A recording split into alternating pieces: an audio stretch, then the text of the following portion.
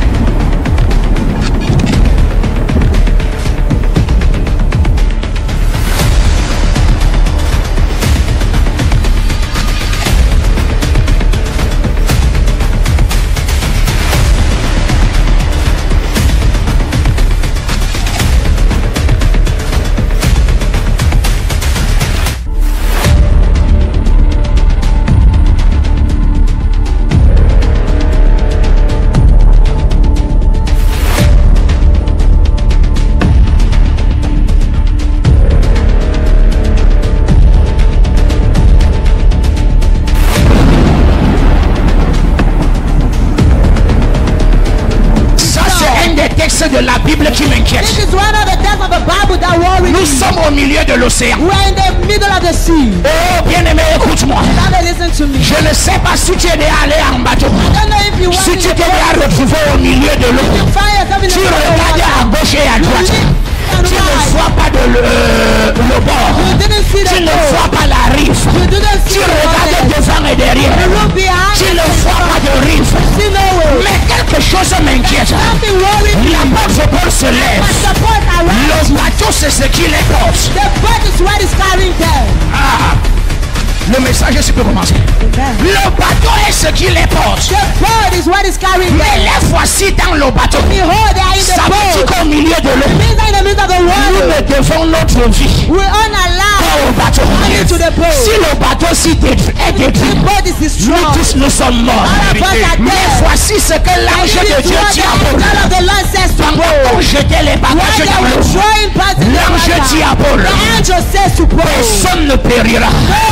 On ne perdra personne si ce n'est le bateau. Nous allons perdre le bateau qui nous porte et nous-mêmes.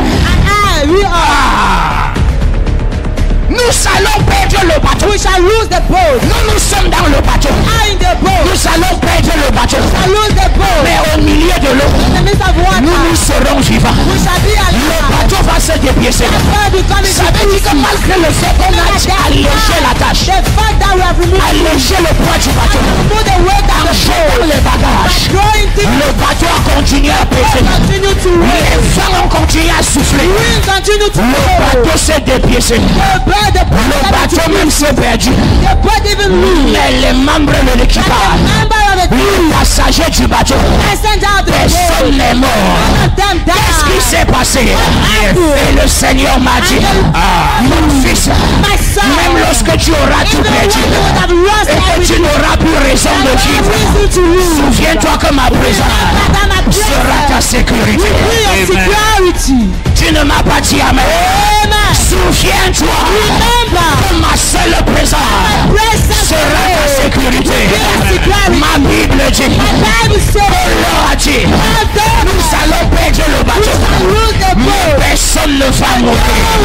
Je suis venu dire à quelqu'un, même si tu as perdu tout, je vais t'annoncer, on ne te perdra pas. On ne te perdra pas. Ils ont pris ton mariage, ils ont pris tes richesses, ils ont pris ton étoile. Ne te soucie de rien. On ne te perdra pas. Dis amen, je continue. Bien-aimé, écoute-moi. Pendant qu'ils étaient dans l'eau, ils ont perdu le bateau. Et le Seigneur me dit, je suis l'Éternel. Je me suis couché.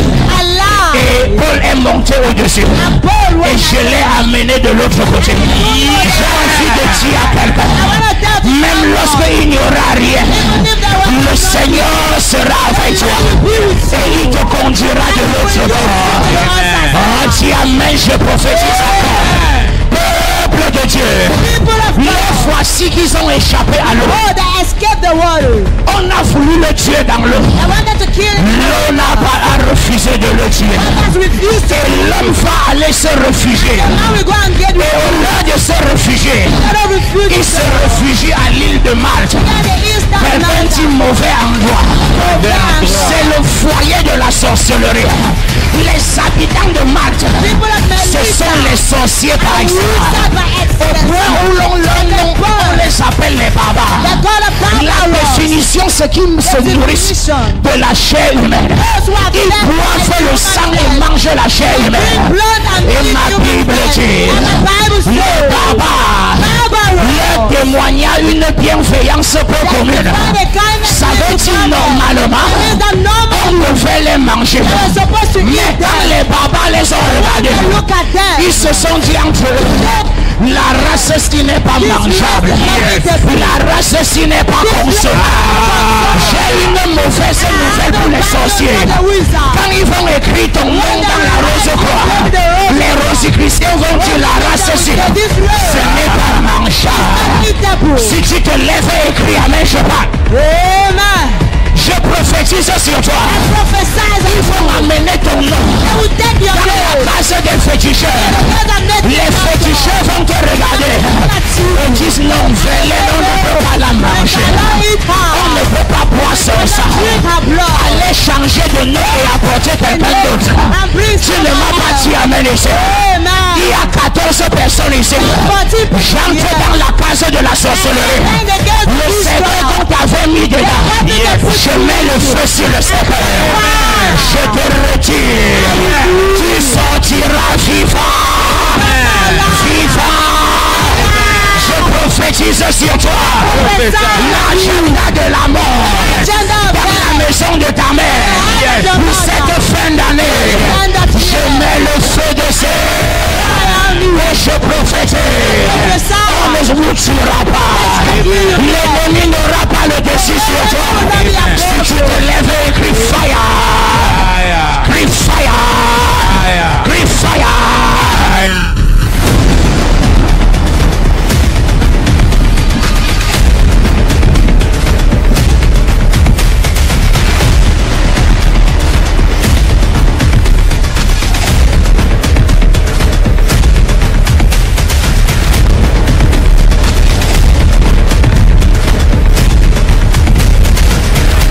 Elle passait par des difficultés, mais elle a obéi à la parole en faisant la semence qui lui a été demandée. Après l'enseignement, j'ai demandé aux gens de faire un sacrifice et de bâtir une alliance pour leurs affaires. Effectivement. Et elle a obéi, elle a bâti l'alliance. En deçà de ces difficultés, elle a obéi et elle a bâti l'alliance. Oui. Et elle dit que la même semaine,